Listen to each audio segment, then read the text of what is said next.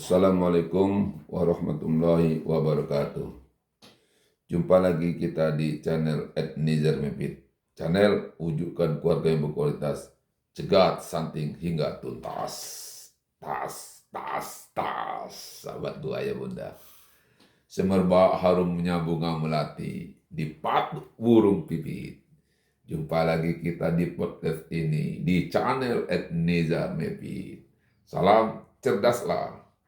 Cermat, efektif, runut, dasar, lengkap dan akurat.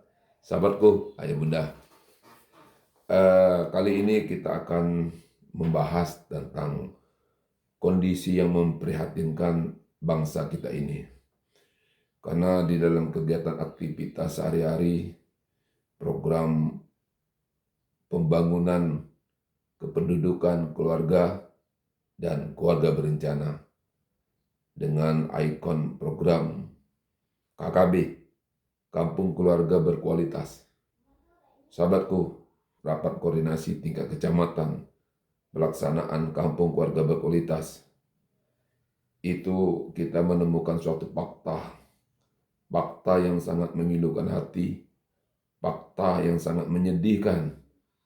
Kita lari dari cita-cita luhur bangsa kita, yaitu untuk mencerdaskan kehidupan bangsa, sahabatku, ayah bunda. Dan kondisi ini kayak saya sampaikan dengan teman-teman para pendidik maupun para pensiunan purna bakti, teman-teman dari pendidik, guru-guru yang senior, sahabatku, yang kira-kira usianya sudah mencapai 68 tahun ke atas, yang telah berkecimpung di dalam dunia pendidikan bertahun-tahun, bahkan berpuluh-puluh tahun, sahabatku, ayah bunda. Hal yang mengagetkan itu, sahabatku, ketika kita di dalam pembinaan Kampung Keluarga Berkualitas. Tapi sebelumnya saya akan menjelaskan dulu secara sistematika Kampung Keluarga Berkualitas, sahabatku, agar kita tidak terjadi mispersepsi, sahabatku. Saya akan menjelaskan dulu Kampung Keluarga Berkualitas itu apa dan apa hubungannya dengan permasalahan yang sangat memprihatinkan ini, sahabatku. Kampung Keluarga Berkualitas itu adalah kesempurnaan dari Kampung Keluarga Berencana, sahabatku.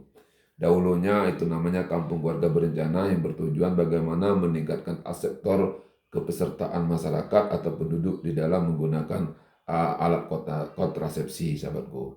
Sehingga langkah-langkah pemerintah dalam rangka memanage atau mengendali laju pertumbuhan penduduk dapat terkendali dengan baik. Kapan saatnya menjarangkan kehamilan, kapan saatnya menghentikan kehamilan, kapan saatnya menunda kehamilan, sahabatku. Itu menjadi prioritas, sahabatku. Sehingga tujuan dari Kampung Keluarga Berencana waktu itu terwujudlah kelembagaannya Norma Keluarga Kecil dan Bahagia. Nah, ternyata kegiatan ini yang setelah dilaunchingkan oleh Pak Presiden Joko Widodo pada tahun 2016 yang lalu, dan pada tahun 2021 Presiden mengeluarkan Impres nomor 3 tentang optimalisasi Kampung Keluarga Berencana menjadi Kampung Keluarga Berkualitas, sahabatku.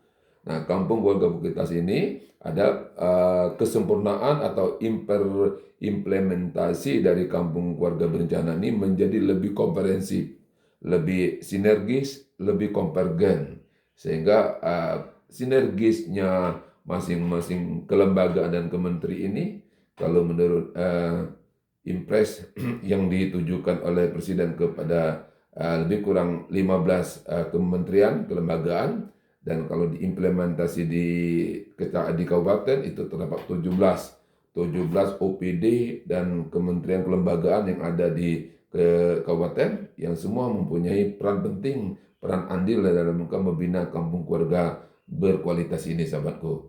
Dan Musirawas ditindaklanjuti oleh Bupati dengan Impres nomor 1 tahun 2022, sahabatku.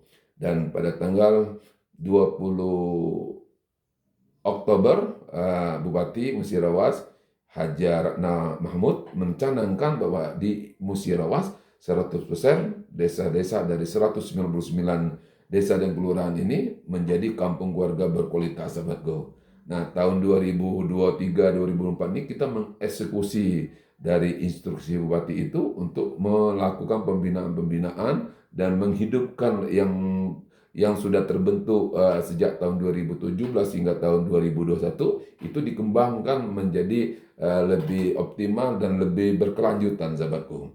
Nah, di desa itu ada namanya kampung keluarga berkualitas. Itu strukturnya penasehatnya adalah Pak Kades dan dibantu oleh anggotanya, beberapa anggota, tokoh-tokoh masyarakat atau tokoh adat atau tokoh-tokoh yang berpengaruh di desa.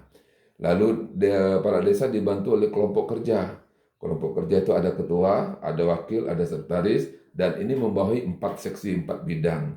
Kalau di kampung keluarga berencana itu ada 9 bidang, sahabatku. 9 bidang itu pendekatan fungsi keluarga, fungsi agama, fungsi sosial, sosial adat, sosial, fungsi ekonomi, fungsi kasih sayang, fungsi pendidikan, fungsi perlindungan, fungsi kesehatan reproduksi, dan fungsi lingkungan. Ini 8 fungsi ini dikembangkan di kampung warga berencana. Tetapi beralih ke kampung keluarga berkualitas menjadi 4 fungsi, sahabatku. Yang 8 tadi menjadi aksi kegiatan-kegiatan yang dilaksanakan di 4 seksi ini, sahabatku. Seksi pertama adalah seksi penyediaan informasi dan data di desa. Jadi data di desa itu menjadi satu kesatuan, satu sinergis, dan satu keterpaduan. Menjadi data desa yang diinisiasi dalam Rumah Dataku, sahabatku, RDK kalau kita kenal di dunia BKKBN. Seksi 2 yaitu seksi perubahan perilaku. Jadi ke-8 ini tadi untuk merubah menjadi keluarga kecil, bahagia, dan sejahtera, itu perilakunya harus berubah. Berubah ini ada masuk seksi dari perubahan perilaku. Bagaimana masyarakat tadi semulanya dia tidak bisa menggunakan atau tidak menggunakan atau tidak memiliki jamban. Nah, dengan ada edukasi, dengan adanya dialog, dengan adanya pendekatan-pendekatan, mereka sadar untuk membangun jamban sehingga dia menggunakan jamban yang sehat, sahabatku.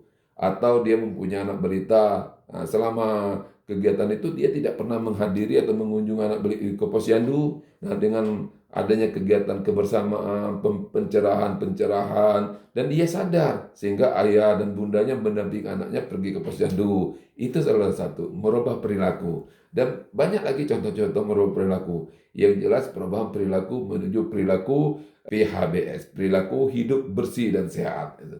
Itu sahabatku. Dan yang ketiga, meningkatkan cakupan. Tadinya di desa itu cakupan ibu-ibu hamil yang berkunjung ke Polindes itu belum mencapai optimal. Dengan ada kegiatan ini, maka seluruh ibu hamil mendatangkan Polindes satu kelas ibu hamil. Tadinya di posyandu kunjungan anak balita itu hanya sampai usia 2 tahun. Nah, dengan ada kampung komunitas ini, bagaimana anak-anak usia 5 tahun ke bawah semuanya datang ke posyandu, sahabatku, dan terintegrasi di PAUD. Nah, ini yang kita harus kembang meningkatkan cakupan. Dan banyak lagi cakupan-cakupan. Misalnya angka pernikahan dini tadinya tinggi banyak di desa kita, dengan ada kampung komunitas ini, maka peningkatan cakupannya, angka pernikahan dini turun, sahabatku, terkendali dengan baik, sahabatku. Ini pencerahan dan kesadaran perubahan perilaku tadi berdampak kepada cakupan-cakupan layanan publik yang dirasakan, yang dinikmati oleh masyarakat di desa. Yang keempat itu adalah penataan lingkungan, pemanfaatan lingkungan, sahabatku. Lingkungan itu digunakan guna untuk kesehatan, menghadirkan gizi, menghadirkan produk-produk yang dibutuhkan oleh keluarga. Sehingga ketahanan keluarga yang berbasis ekonomi, yang berbasis gizi lokal, sahabatku. Nah, kembali pada cerita yang masalah yang awal, yang hubungannya dengan kekhawatiran ini, dari sesi pertama, sahabatku. Sesi pertama itu ternyata kita lihat dan kita FGD dari forum-forum rapat koordinasi tingkat kecamatan, anak-anak SD yang tamat SD itu banyak yang tidak bisa membaca. Jadi keluhan para guru, keluhan pada masyarakat, anaknya sudah kelas 7 tapi tidak bisa membaca. Ini banyak. Nah, kondisi inilah Pak katanya yang bisa menyebabkan terjadi pernikahan dini. Karena dia tidak mempunyai pikiran, tidak mempunyai motivasi ke depan, tidak mempunyai visioner ke depan untuk membangun kapasitas dirinya, maka terjebaklah orang tuanya dengan putra-putranya untuk menikahkan segera. Nah, ini salah satu masalahnya, sahabatku. Dan masalah ini kita bahas. Setelah kita berkunjung dari kecamatan-kecamatan, ternyata permasalahan ini menjadi masalah seluruh kecamatan, sahabatku. Karena kurikulum Merdeka ini menuntut anak-anak itu harus benar-benar bermain, harus ikuti proses alamiah pertumbuhan perkembangannya. Dan guru tidak ditekankan untuk melatih, mendidik untuk membaca dan berhitung itu sahabatku. Jadi anak walaupun bagaimana tetap naik kelas, walaupun dia bagaimana tidak bisa baca tetap lulus sahabatku. Nah ini jadi problem. Siapa yang akan peduli, siapa yang akan bertanggung jawab dengan kondisi ini? Sementara kampung berkualitas akan mewujudkan keluarga yang berkualitas sehingga tahun 20 tahun ke depan, tepatnya 2045, waktu kita mencapai Indonesia emas, generasi-generasi muda kita, generasi milenial, generasi alpha kita saat ini benar-benar lepas landas sahabatku. Jadi ini menjadi keprihatinan kita. Nah, cukup sahabatku, dari 5 kecamatan kita kunjungi, semua kecamatan mengeluh demikian. Lalu kita berdiskusi dengan para senior-senior, guru-guru yang telah pensiun, yang sudah senior sahabatku, yang sudah mencapai usia 68 ke atas. Nah ternyata mereka belum bisa mengasih solusi yang baik. Karena berdasarkan pengalaman-pengalaman mereka mengajar-ngajar dulu, itu memang iklim suasananya dengan kondisi sekarang tidak mendukung lagi sahabatku. Dulu proses pengajaran dan proses pendidikan itu berjalan seiring sahabatku. Sekarang guru tidak leluasa untuk mendidik, guru tidak leluasa untuk memberi pengajaran. Jadi guru hanya melaksanakan kewajibannya saja. Nah ini sahabatku, dengan adanya demikian, maka perkembangan anak di dalam proses pelajaran itu tidak terpantau dengan baik. Dan lingkungan-lingkungan pun tidak mendukung, inilah terjadinya. Nah kondisi ini sahabatku, di tengah-tengah kepanikan, di tengah-tengah kegalauan, di tengah-tengah mencari solusi, rekomendasi apa yang harus kita lakukan. Nah di Kecamatan Selangit menemukan suatu solusi yang paling cerdas sahabatku. Ternyata di Selangit kondisi itu Pak Camat sudah mengatakan, Pak Nizar, di Selangit kita punya solusi. Indonesia Mengajar itu diadopsi oleh Selangit, alumni relawan Indonesia Mengajar itu menjadi Selangit Mengajar. Nah, Selangit Mengajar ini di Selangit dikukuhkan oleh Camat pada tanggal 19 Agustus 2024 yang lalu.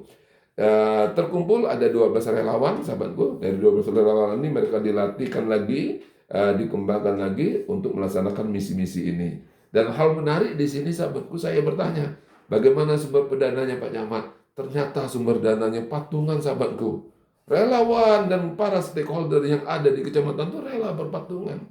Patungan dari Tripika pada umumnya, dari stakeholder yang dikoordinir oleh Pak Camat. Nah ini suatu hal yang paling baik, suatu hal yang perlu disuri teladan, dicontohi oleh kecamatan-kecamatan lain. Inilah salah satunya andil kita untuk menolong generasi menyelamatkan bangsa ini. Mudah-mudahan dengan cara-cara yang dilakukan oleh teman-teman Selangit, ini menjadi inspirasi daerah-daerah lain, dan para alumni Indonesia Mengajar dapat berpartisipasi dengan baik untuk meneruskan misi-misi dia.